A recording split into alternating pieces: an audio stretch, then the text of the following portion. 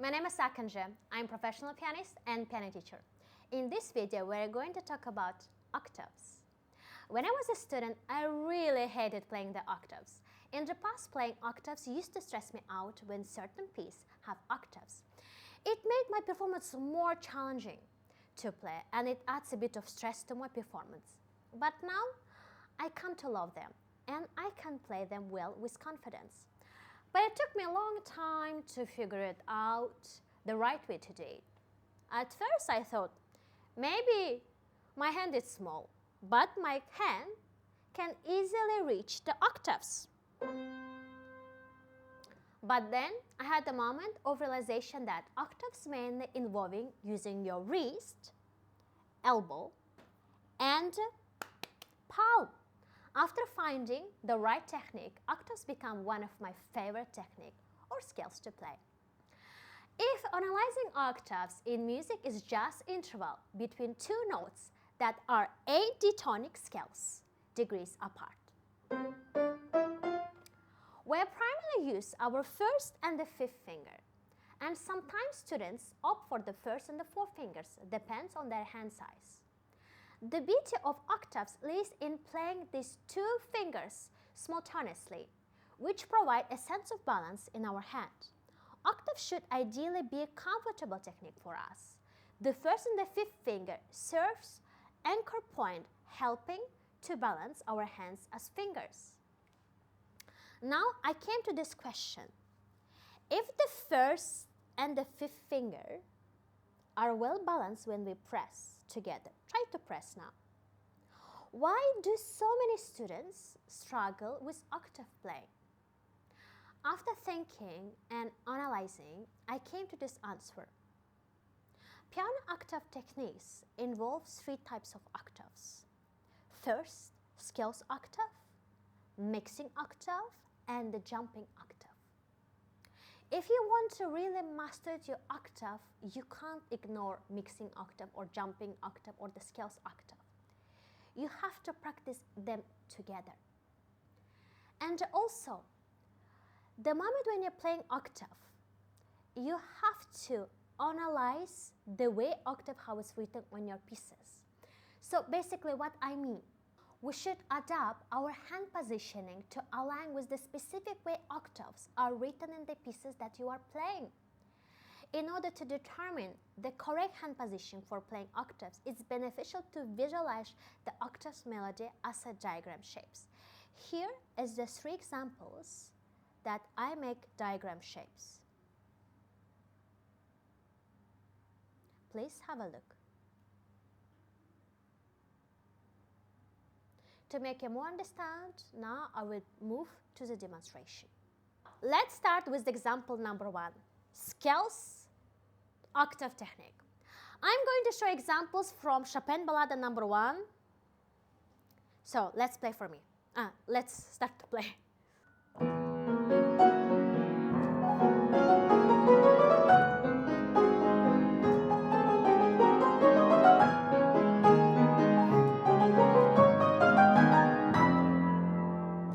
So just now, octave scales melody moves in ascending part on my right hand. The moment octaves getting higher, they become louder and creating crescendo effect that needs my more effort. So basically, how to really practice with the scales octave technique. For now, I'm going to show very simple example in the C major scales octave. So I have to say, when you are playing scales octave, we are doing 3 steps. So the first step and first action. The moment when you're playing the octave, your hand is doing the 2 actions. First, you push from your wrist, from elbow. Imagine that you are trying to put something. Look, you see? Pushing, push, again, try to push. From the elbow, from your wrist, look, you push. But try to keep your wrist slightly up, look. You push, then you stop on this line and try to keep your palm close to the keyboard. You push, Try to make your down wrist, then keep your palm closed. Basically, so you push in 1 millimeter probably. Then after that, you just drawing straight line. So let me draw. So basically, I'm pushing from the note C. It's the first note, right? It's the first note. Push. After that, from the note D, which is the second note, I'm trying to draw straight line, and I'm transferring the weight from my first finger. Push and transfer. Look at this. I push it in 1 millimeter. Then I'm transferring. Again push, transferring. From the again back, push, transfer. Let's try to do it in a fast tempo. Or we can also make it push it and keep your palm. It works, it really works. So let's talk about how to play clear and accurately octave. When playing octave with the first and the fifth finger, it's important to focus your visual attention on the one note. We can't look to the first and the fifth finger at one time, right, with our eyes. So that's why we just have to choose it, the one important note when we're playing in a fast tempo octave scales. The problem is that most of the students, they don't know where to look and they lose the direction and trying to make it mistake. This is what exactly make you mistake when you're playing the octave scales in fast tempo. So, let me take the paper and I will just block my fifth finger, like cover it, my fifth finger. And then look, I'm pushing my first finger and just looking to my first finger. My eyes is just looking to my first finger. Again. Trust me, your fifth finger will play correct note because you freeze the position. Muscles memory. See, you freeze muscles and just keep going it. The fingers. Push, then just keep going it. So what to do if the moment your scales, your melody needs to get louder? The moment. So example, when we want to push the piano, look, imagine that I'm trying to push the piano. Look, my shoulders becomes too close to the keyboard. Look at this. Very close to the keyboard. The same thing. When I want to add more tempo, more weight, more sound, my shoulder becomes closer to the keyboard. Look, the same. Again, I push it, transfer. So, generally, octave doing the three actions. First one, first step. You push and transfer, keeping your palm close to the keyboard. Number two, to play very accurately, you have to look only to the first finger. And number three, if your melody needs to get crescendo louder, you just have to try to make closer to the keyboard, closer. So this is method I'm going to show you in the Chopin ballata. As you see here, I write down first action, energy, push your hand. The second action, transfer energy, palm close to the keyboard. So basically what I'm doing, for the E sharp, I push, and from the F sharp, I just transfer. Look at this. So now I will play and explain. I will play and explain. Look at this.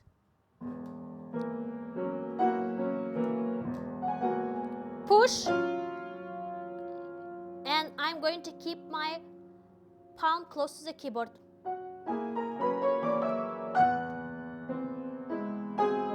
Next.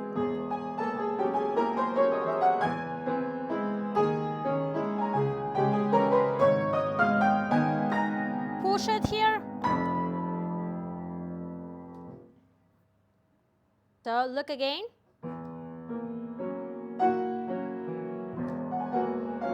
Transfer.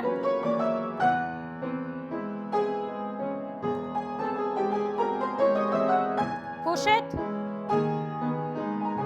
Push, transfer. Keep my palm closely. Look, I become more closer to the keyboard and giving more energy. So it's exactly will master your playing if you will come and face with the octave scales problem. Also, I have to say that the moment when you're playing the scales octave technique, it really reminds me like a running. The moment when we run, we push from one leg and we transfer to another leg. And we just circulate the tempo. We can run faster, we can run slowly, but the most important thing, we don't have to stop it. You see, it's the same thing. You push, like you push from one leg and you just transfer. So, don't forget that the scales octave, it's about 3 steps. It's pushing, transferring, but keeping your palm close to the keyboard. Second, if you want to play very accurately, you just have to look to the first finger.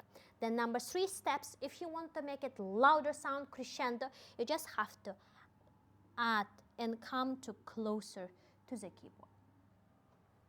So now we are moving to the mixing octaves. For the example, I'm going to play Prokofiev Concerto number 1.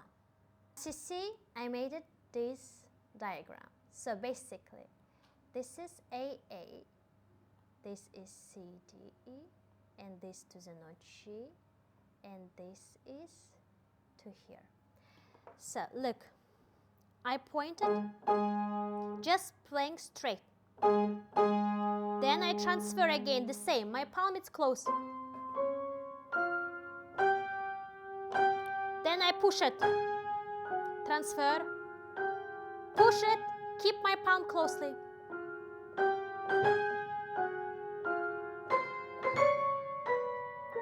I just straight, pam, transfer, straight, push it, energy, straight, push it, energy. Actually, it's a very good example if I can show you how the Martha Argerich performing Prokofiev Concerto number 1. Let's have a look and analyze the way how she's playing. So let's have a look the way how she's playing and performing the octave mixing technique.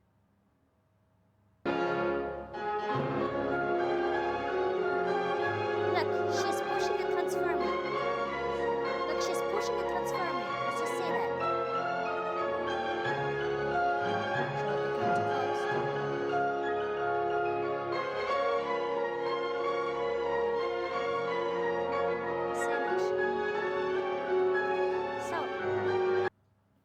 The same thing what I'm talking about, that you come, you push and transfer, you push, transfer, you push, transfer. The same thing that I want to say, that here you have to push and transfer, push and transfer. But this is the note, you just pressing it straight. You see, the moment when you draw the diagram, you already know your action, of your hand action. So I know that it's straight, then I'm transferring, straight, then here I transfer, push it, then transfer. I push it, then transfer, straight. As you see that it's not like in the scales, in one action you push and just keep going it and transferring. Here it's different actions, straight, transferring, straight, pushing, transfer. But it's every time about pushing or straight, but every time it's transforming the weight, especially in the octaves. So mixing octave, your hand perform more complex movement compared to the scales technique, and that's why this diagram will be much more helpful for you to excel in this, the crucial grasps the structure of the octaves to determine the correct hand positioning. Straight transforming, straight pushing, transforming. It's every time about straight pushing. In the middle, it's about transforming the weight. Now we are going to the mixing octave. This is diagram shape I also draw, and this is from example Beethoven Sonata, third movement from Moonlight. This is really difficult part because you become to jump.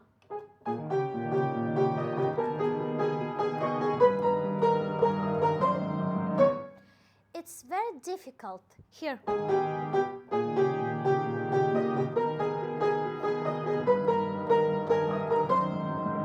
You have to play very accurately. You have to jump exactly to the correct note. So how to do that? And as you see that I write down the freeze position and the accent. So basically this action of your hand, it's reminding me like you cutting like cucumber or like bread. We're not cutting with holding the knife with the relaxing wrist, right? Basically we hold tight and we just keep it the same position. So it's the same thing here when it comes to the jumping octaves. But we also have to know where is the accent. Accent is the help again, pushing and transform, pushing and transform. As I'm doing the accent,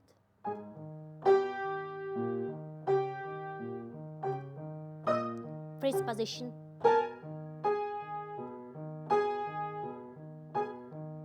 accent. So basically, it reminds me this. Here accent, here accent, and the here accent. Here accent, here accent, and the here accent. Here accent, here accent, and the here accent. So basically, it's a bit different from the octave scales and different from the mixing scales because we just hit it. You just hit and then stop. You just hit and then stop. Jump it, hit, stop. But you have to freeze the position. The same thing. Dum, bum, bum. Look, dum, hit, hit, freeze position, jump, hit, jump, jump, hit, hit, then jump, hit.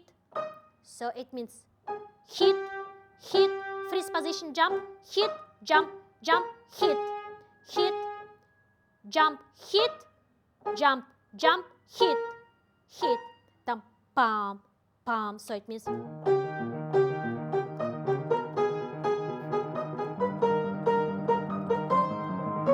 why we have to freeze? Because it's a lot of jumping and the position of your hand doesn't have to change, because the moment when you change, you make even difficult for yourself. Imagine in 1 second you have to play so many notes, like so much notes of this all line. It's not really possible to changing this position. I'm playing this note in this position. It's just you can't physically do that.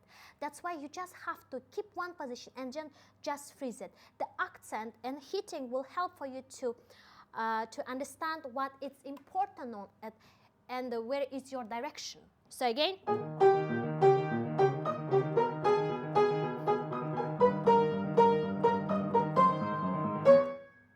So now generally I want to say, if you really want to improve your octave technique, you can't ignore mixing scales octave, you can't ignore scales octave, and you can't ignore the jumping octave, because octave scales, it's more complex than you think. That's why some of the students saying like, I practice a lot with my octave, but I'm still struggling. And you have to just question yourself, you practice only with the scales octave, or you practice only with the jump octave. So I really hope that my method will help for you, because this method I'm sharing with you because I use it on my own performance. The moment when I play Beethoven Sonata number 3, the moment when I play Chopin Ballade number 1, the moment when I perform the Prokofiev Concerto number 1. So this is all my method that I use on my own performance. And trust me, it was really helpful for my own students as well. So if you really like my video, please subscribe to my channel, leave some comments, and hope to see you in the next video. Bye!